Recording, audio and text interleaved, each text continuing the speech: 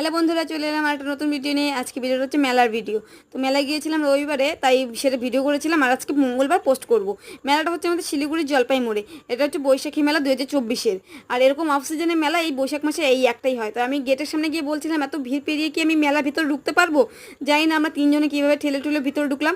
ঢুকে দেখি এই মেকআপের দোকান। মেকআপের দোকানে পরে দেখি সাজাগোজের দোকান, মালা, ইয়াররিংস, কত কিছু, কুর্তির দোকান। তো আমরা কিনেছি কিছু কিছু জিনিস, সেগুলো আমি অন্য সময় অন্য ভিডিওতে দেখাবো।